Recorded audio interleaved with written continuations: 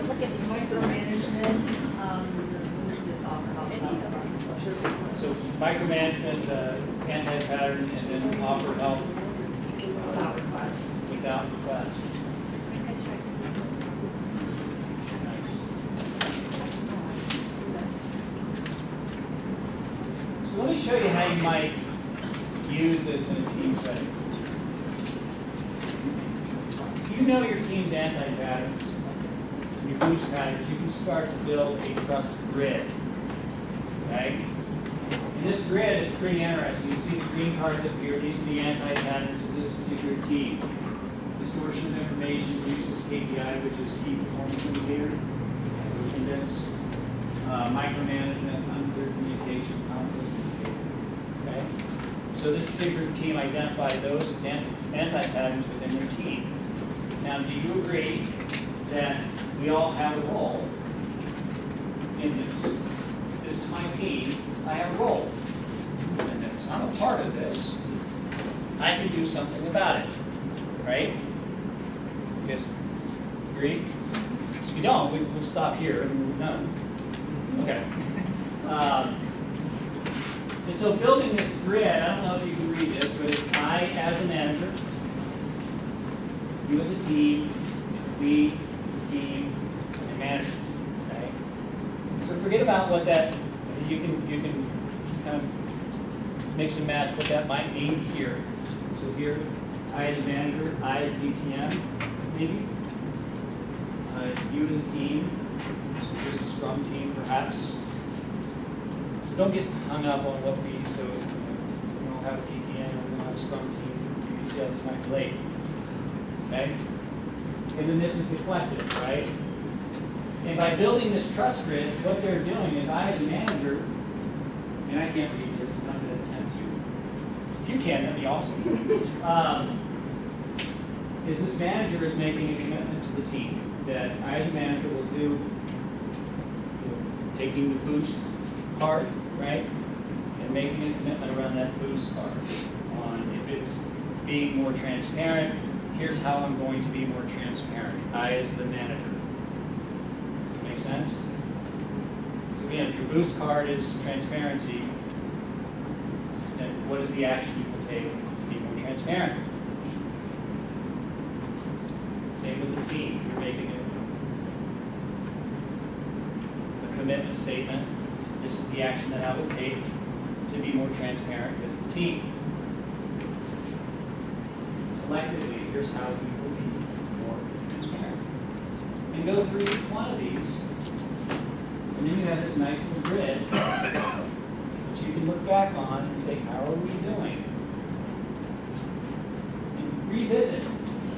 Do we still have this anti-pattern present? We've been doing these things. How do you guys feel on micromanagement? How am I doing? How are we doing? Did we honor what we said we would do? And by doing that, did it help eliminate or at least minimize micromanagement? The answer is no. Let's go back to it and say, what else do we need to do? Or do we need to do more of? So have that dialogue. Adjust. Maybe by eliminating it, you identified another anti-pattern. It's possible, right? We're kind of complex creatures, right? And when we have 10 people on the same team, the dynamics are very different. Can be very different. Day to day, or by eliminating one, maybe I didn't notice it before because this one was so prominent. But now I've got another one that I want to address. Does that make sense? Okay. Just trust backlog for It's the new Kanban It's board? the DTL. DTL? I don't know. You can call it what you want, but I think this name, get the organization coming up with this, but In team we trust. and team we trust. So trust grid, I don't know, call it what you want to do. So that's just one story. And again, it's making that commitment with one another question. Yeah, so typically doesn't mean already certain role to develop a QA. Sometimes there's some about that goes on between the roles within the team. Well, Repeat, please, or summarize. So the question was, is this done between, can it be done just with the team? Is kind of a summary.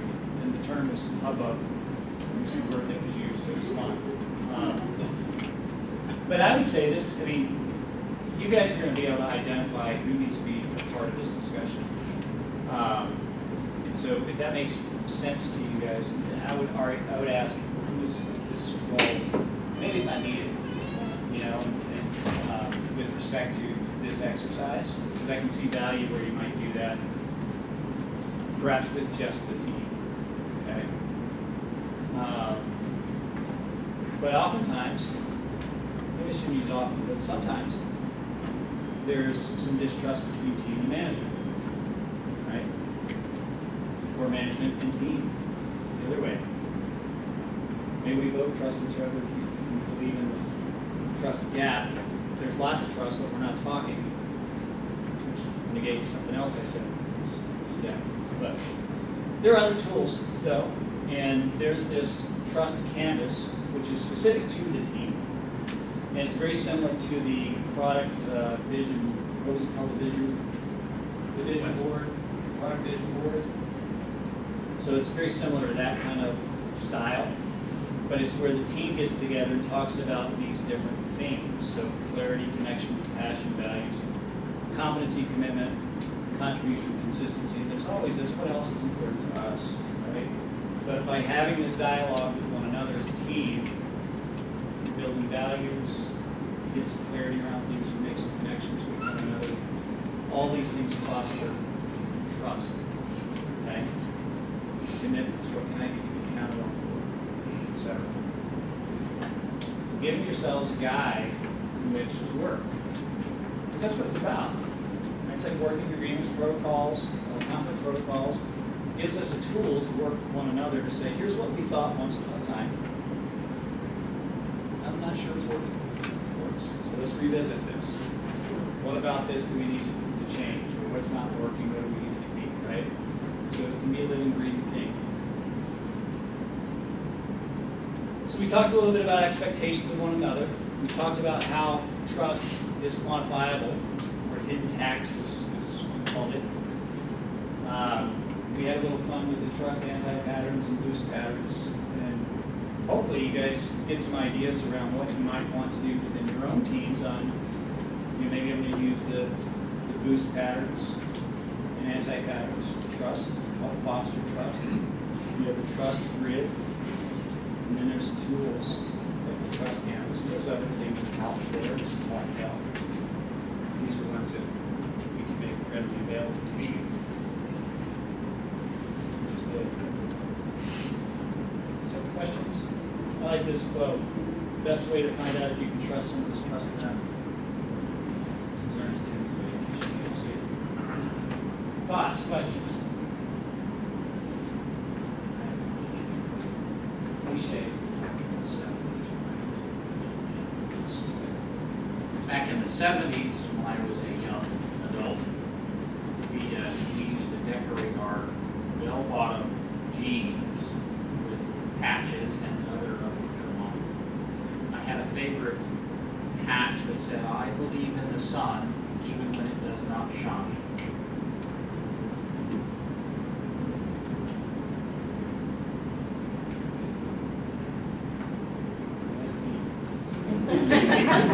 It was the 70s, man.